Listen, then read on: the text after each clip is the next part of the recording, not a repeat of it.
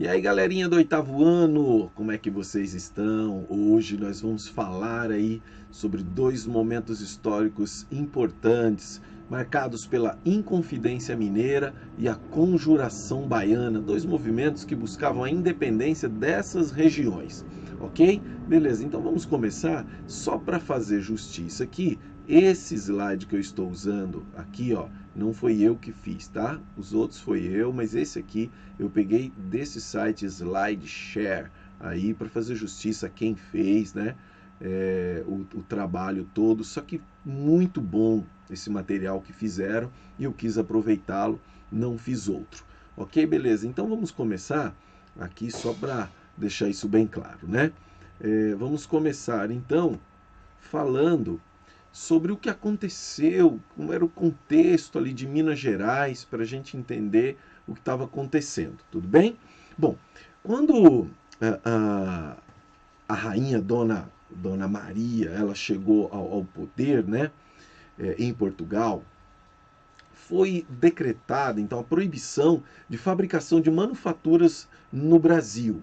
O que é isso? Né? Não poderia produzir algumas coisas que antes podiam produzir, não foi possível mais produzir por causa de um acordo com a Inglaterra. Então, acabou que, além dessa lei, desse decreto, outros decretos vieram também acima do Brasil, para cima do Brasil, para cobrar principalmente a região de Minas Gerais por conta do ouro que era minerado naquela região.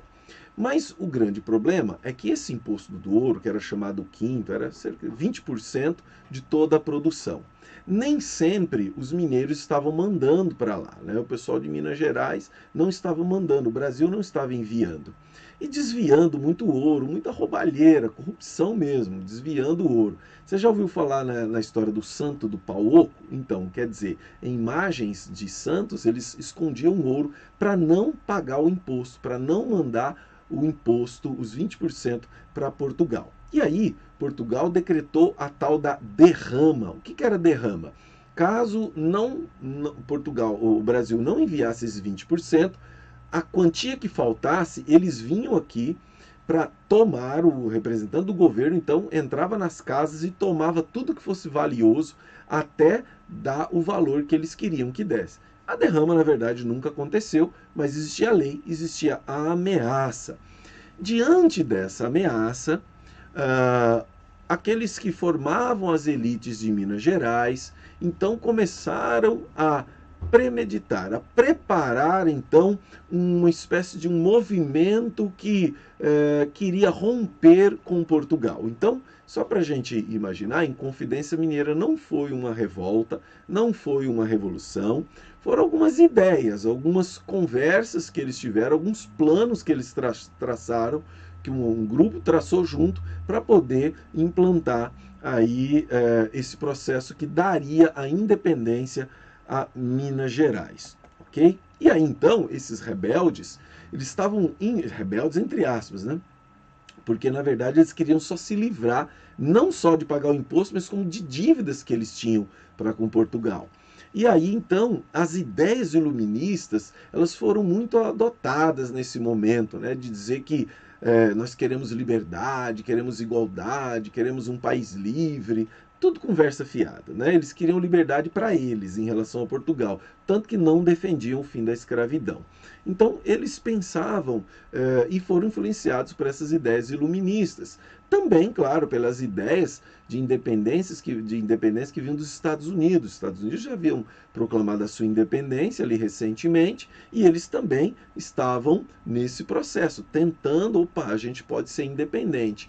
Mas lembre-se bem, aqui não se trata de uma independência do Brasil, nada disso.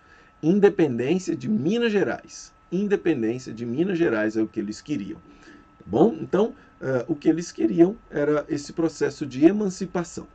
Mas quem é esse povo que faz a Inconfidência Mineira ou tenta montar aí um processo que poderia dar independência para eles? Elite mineradora. É justamente essa elite que vai se organizar com a sua própria condição. Você vai ver aí que existia uma camada média nessa sociedade que nem estava sabendo de nada, tal. Então se tenta pintar aí que Confidência Mineiro foi algo muito importante. Não foi importante, não tem importância quase alguma, a não ser pelo fato de uma tentativa de independência, um primeiro movimento contra a colonização portuguesa aí no Brasil, é certo? Então, ela é uma revolta de elites. O que essas elites queriam? O que esses rebeldes, entre aspas, queriam? Independência, o fim da colonização em Minas, não era do Brasil. Proclamação do regime republicano em Minas, não do Brasil. Liberdade de comércio, liberdade para produzir, então, as manufaturas que eles eram proibidos de produzir e perdão das dívidas. Eles não queriam pagar nada. Mas, por exemplo, não queriam o fim da escravidão. As pessoas tinham que continuar sendo escravizadas, os negros, né? Então, a pretensão era começar uma revolta quando? No dia da derrama, porque Portugal anunciou, tal dia nós vamos aí pegar todo o ouro de vocês. E eles falaram, então é nesse dia que a gente vai começar a revolta aqui. Mas o que deu errado? Um dos camaradas, o Silvério dos Reis, o que ele faz? Gente, vamos parar aqui, né? Não vai acontecer. Por quê? Porque um deles foi lá e denunciou. Em troca de livrá-lo das dívidas, ele entregou todo mundo. Ele entregou a galera toda, mas não adiantou, né? Todos foram presos, mesmo cancelando ali, o pessoal foi preso. E o último a ser preso foi o Tiradentes, né? Que é o mais conhecido por causa do feriado, que na verdade não passava de um camarada sem importância lá. Foi escolhido para ser o mártir da coisa, mas não teve importância nenhuma, o Tiradentes. Então, houve a devassa. O que foi a devassa? Julgamento desses conjurados, todos eles se declararam inocentes, mas foram exilados para a África. Não aconteceu nada, na verdade, muito sério com eles, a não ser o exílio, prisão por algum tempo, mas ficou tudo em paz. Quem pagou o pato foi o Tiradentes, que não teve grande importância no movimento, ele era um alferes, ou seja, ele tinha uma importância mínima na sociedade e mínima no movimento, mas acabou se escolhendo alguém, não ia matar alguém importante, matar alguém sem importância. Então aquelas imagens dele com cabelo grande, barba grande, parecendo Jesus, isso aí foi inventado, foi tudo criado pela República para dizer que ele foi o mártir, o primeiro homem a lutar pela independência do Brasil. Mentira, nada disso. Ele não lutou pela independência do Brasil, foi a independência de Minas, e ainda em favor de algumas elites. Então é tudo invenção, mas pelo menos o feriado é bom, né? Beleza. E aí tem a Conjuração Baiana. Isso é um movimento mais sério, né? Isso é um movimento mais decente, mais honesto, realmente, Conjuração Baiana. Bom, só para a gente entender o que estava acontecendo, Salvador, quando era a capital do Brasil, Salvador era uma cidade importante, mas a capital foi transferida para o Rio de Janeiro, né? Ela foi transferida para o Rio de Janeiro, era uma cidade mais importante, tudo mais, tanto que Dom João, quando vem em 1808, ele vai para o Rio de Janeiro.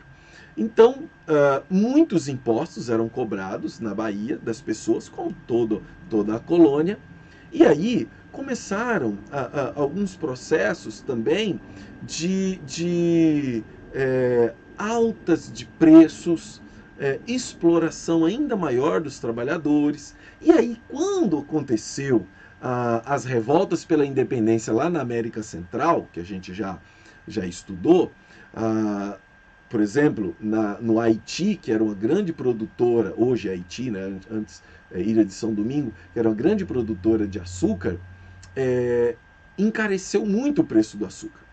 Em consequência, a cana-de-açúcar ocupou o espaço das terras férteis e faltou alimento em Salvador. Então você já tem uma crise instalada.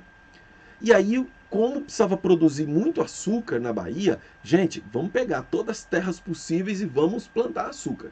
E aí começou a faltar alimento, o povo pobre começou a passar fome também. Então, muito complicado.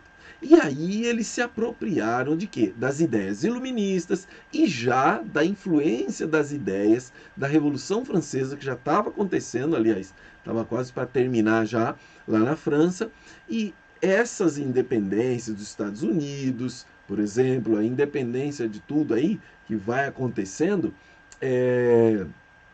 isso traz um desejo muito grande de também independência da Bahia, né? De libertação dos escravos, inclusive. Então, o que mais influenciou a Conjuração Baiana foi justamente a Revolução Francesa. Por quê? Porque proclamava essa igualdade, essa liberdade, né? Então, essa ideia de fim da escravidão foi muito absorvida. Inicialmente, a Conjuração Baiana foi feita, então, pelas elites, mas o povo entrou. Esse povo entrou e começou então a fazer parte desse processo aí, né? De buscar a independência, ok?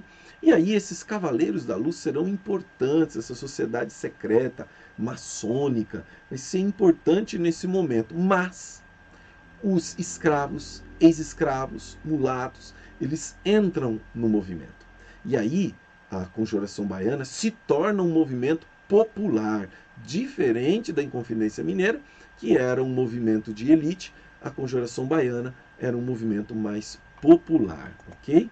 E aí, o que eles queriam? Independência também, fim da colonização, regime republicano, igualdade de cor, raça e tudo mais, fim da escravidão e liberdade de comércio. Não queriam o poder da Igreja Católica e pretendiam criar uma igreja livre da Bahia em que ela misturasse os elementos africanos, elementos cristãos. É isso que eles queriam, né?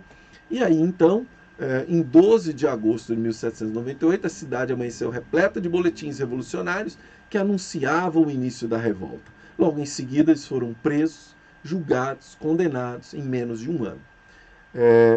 4 líderes deles, que eram alfaiates, por isso a Conjuração Baiana também é chamada de Revolta dos Alfaiates, eles são presos e condenados, né? Então, 8 de novembro de 1799, 4 conjurados foram enforcados e esquartejados na Piedade. Durante uma semana, seus corpos ficaram expostos na cidade. Então, Conjuração Baiana marcou aí a crise do colonialismo, né? O povo estava insatisfeito, não só as elites, mas também o povo estava insatisfeito. E aí tudo isso começa num processo lento que vai chegar então à proclamação da República. Ok, pessoal? Beleza, então a nossa aula foi só isso aí. Espero que isso ajude vocês a compreender os conteúdos, ok? Tchau, tchau!